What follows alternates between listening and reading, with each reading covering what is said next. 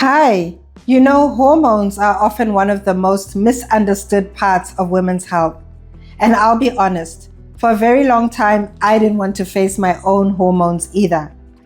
When I thought about why this was, I think sadly, I bought into the stigma that often surrounds women and hormones.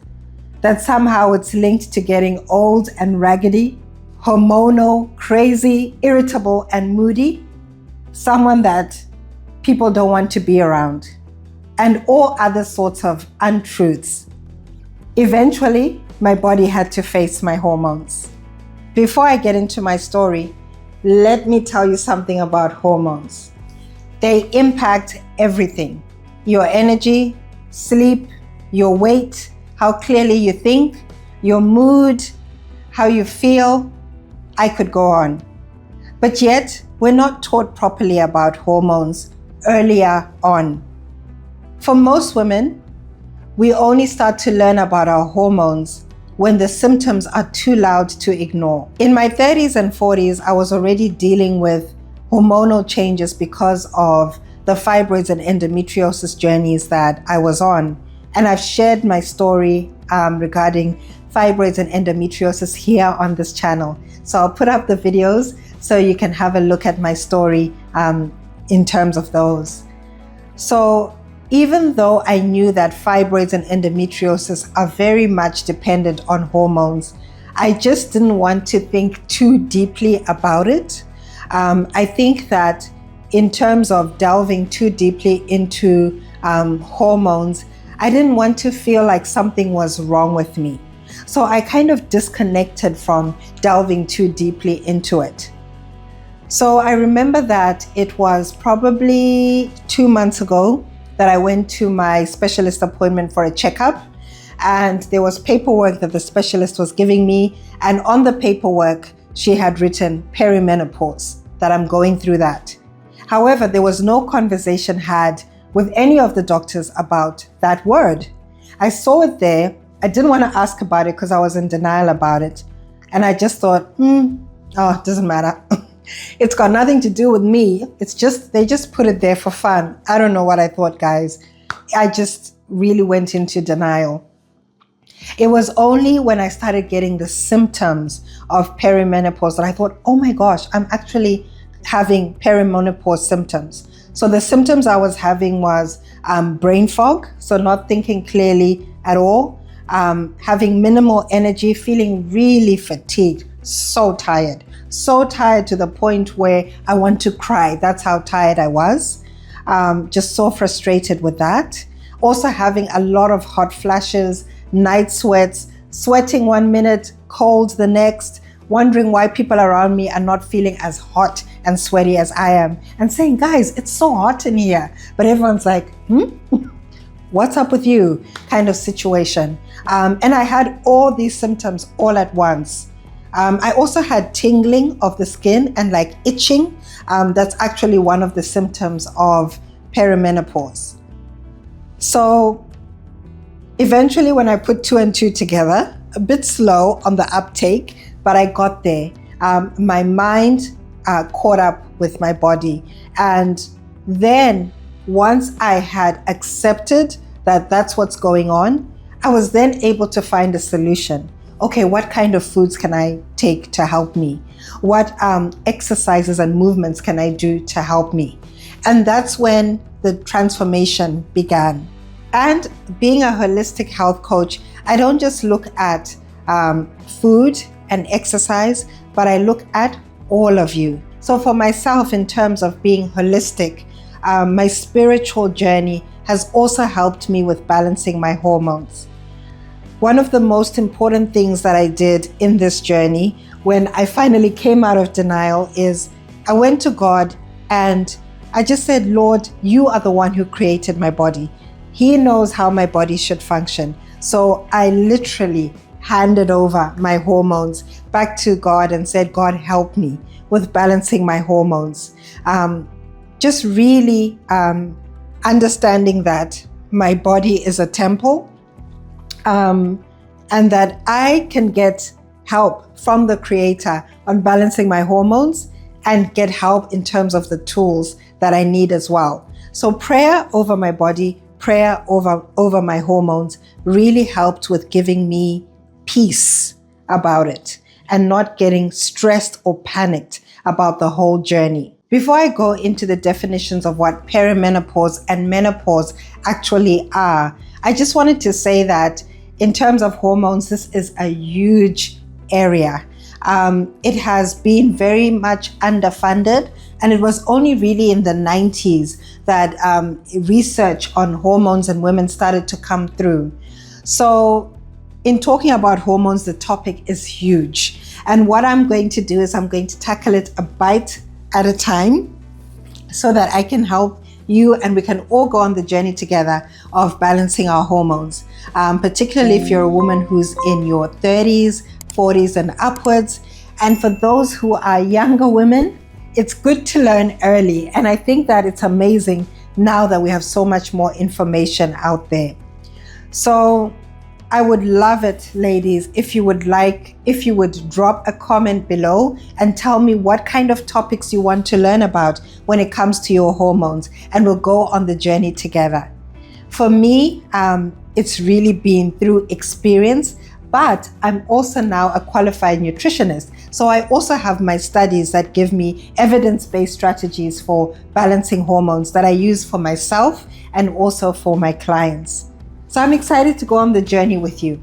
Right, so what is perimenopause and what is menopause anyway? Perimenopause is that time before menopause when your hormones start fluctuating. And not many people tell us this, but perimenopause can actually last for years. So with perimenopause, you may feel like your whole body is rewiring itself, your energy plummets, and you may feel like, I'm just not myself. What is it? Menopause is when you haven't had a period for 12 months or more. If you're feeling like, hey, that sounds like me, in terms of you're just not feeling like yourself, your energy has plummeted and so forth, you're not alone. But I am here to help, and I'm here to bring good news. There is hope and there is healing in all of this. We can support our bodies through exercise, healthy eating, and of course, how we look after our mind and our spirit as well. So what I'm going to do now is I'm going to give you some foods that help with balancing hormones. And for me, I think the biggest symptom was low energy, absolute fatigue. And once I dealt with that, all the other symptoms got better and better and better. I'm also going to show you exercises or talk about movement that helps with balancing hormones, because exercise is a big part of that too. And guys, my book is available, Smoothies for a Balanced Life. Notice balanced hormones. It all goes together, right?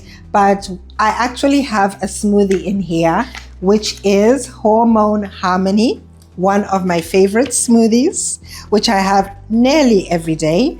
And it helps with balancing hormones. So you can check out my book on Amazon. You can grab it in Kindle or paperback format. So in one of my favorite places, the kitchen. And remember, whatever health goal you have, it starts in the kitchen first. So this is the place. I'm going to show you some natural foods, easy, accessible foods that you can grab from your fridge or your pantry from today. And these foods have really helped me as well. There are so many, but I'm going to stick to a few. So the first one is carrots.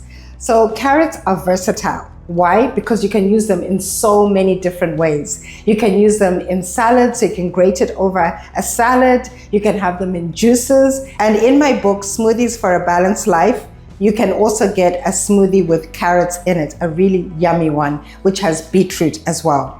One of the benefits of carrots in terms of hormone balance is that they have fiber, so they can bind and flush out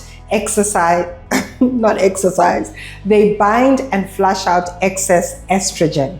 So you do not want to have too much excess estrogen, because excess estrogen, wow, that's a mouthful. Excess estrogen can cause things like heavy, painful periods, weight gain, especially around those areas we don't want that extra weight, like the stomach and the hips. It can also cause fatigue, Basically, all the things that we don't want to experience with our hormones.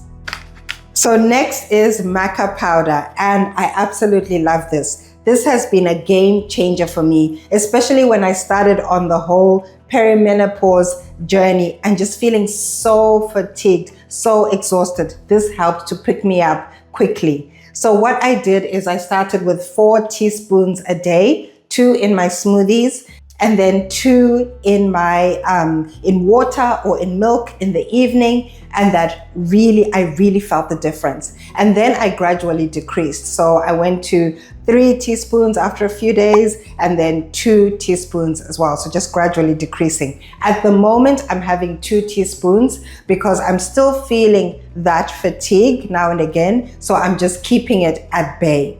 And there are some days, you know, guys, where I absolutely feel exhausted, but I go back to my foods, I go back to the tools that I have and use those to help keep me pepped up. I think that if I wasn't using the resources that I have, I would be feeling much worse. It's a whole journey. And I think it's also about being able to find what works for you. So just remember that what I'm not saying is gospel for each and every person, but I really want to encourage you to try these tools and see what works for you.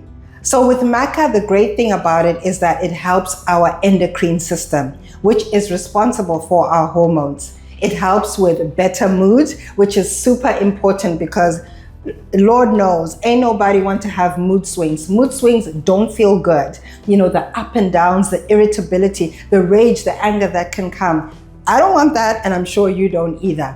So maca is really good for stabilizing the mood, giving energy, as I said before, and also good for libido. Next on my hot list, wish list for you are flax seeds. Flax seeds are awesome for balancing our hormones because they contain what are called lignans. And I'm going to put the spelling here so you can see that.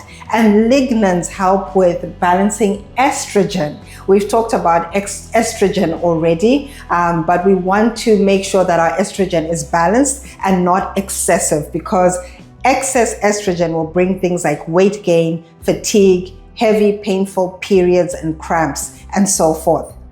Also, flax seeds have omega-3s, which help to reduce inflammation. Flax seeds are also good for better bowel movements, and better bowel movements are good for us in this case because through the gut is where excess hormones are pushed out. Ground flax seeds are good if you can get a hold of those, and you can put them in smoothies or so many different things. Flax seeds are versatile. And ground flax seeds, for those, you can have 1 tablespoon a day. Turmeric is one of my babies, and you'll see on my social media platforms like Instagram and TikTok, I usually show my turmeric rice. I love brown rice the most, but sometimes I'll have basmati rice and put turmeric in there. Turmeric is so versatile. You can use it in soups, you can use it in hot drinks, or so many other meals. It reduces inflammation, and chronic inflammation disrupts our hormones like cortisol and estrogen. Cortisol and estrogen we want to keep happy and balanced because they will cause things like weight gain, bloating, uncomfortable feeling in the tummy, and so many other things that I've mentioned before. Another one of my favorites, and it's actually called a hormone balancing smoothie in my book, Smoothies for a Balanced Life. So I'm just going to go to the page where the smoothie is, and here it is. I love the smoothie. I have it almost every day. Literally, guys, I really do. I love it so much. It's so tasty, especially with the mesquite powder. So some of the benefits that you'll get from this smoothie are that it helps to process excess hormones because of the blueberries that are in it. And blueberries have antioxidants that also help with detoxing the body.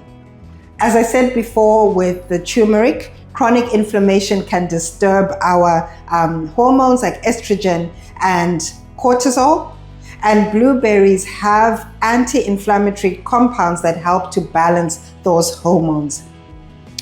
Another thing, I'll just go to the mesquite powder, which is in here. And mesquite powder you can order online. It tastes absolutely amazing. I love it. It's like a caramelly vanilla flavor, and it helps to support overall hormone function. I'm going to put the book to the side, but one of the other things that this smoothie has is spinach, or you can use leafy greens or any greens really, and put that in your smoothie as well, and that helps with fiber.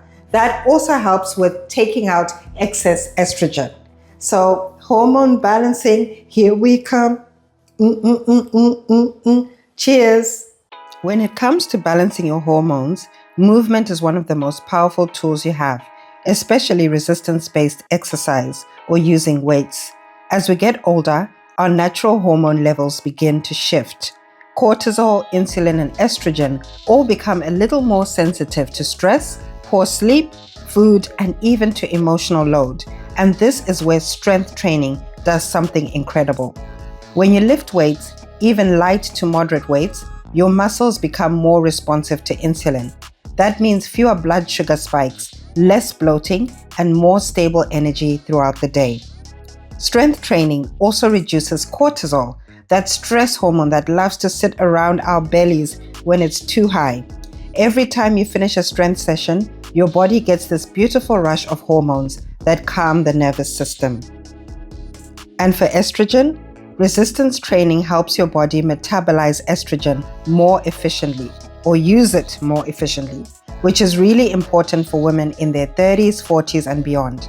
It supports a healthier cycle, fewer hormonal swings, and helps manage symptoms like bloating, mood shifts, and low energy. But here's something I want you to hear clearly. You do not need to love weights to support your hormones. If you prefer walking, I love that for you. I enjoy walking and I mix it with weights. Walking is one of the most underrated hormone balancing tools. A simple 20 to 30 minute walk helps lower cortisol, supports insulin sensitivity, reduces inflammation, and boosts digestion. It massages your organs, calms your mind, and helps your body move excess estrogen through your system. So even on the days when you feel flat or overwhelmed, walking is still working for you. So whether you're picking up dumbbells or simply heading out to walk, your body is responding. You're signaling safety. You're supporting balance. And remember, whatever movement you choose, make sure that you stay consistent. That is one of the biggest secret keys. I really hope that you enjoyed this video. Comment below and let me know what one tip, it could be a food, exercise, or other thing that I talked about, or something that you learned that you're going to take away with you.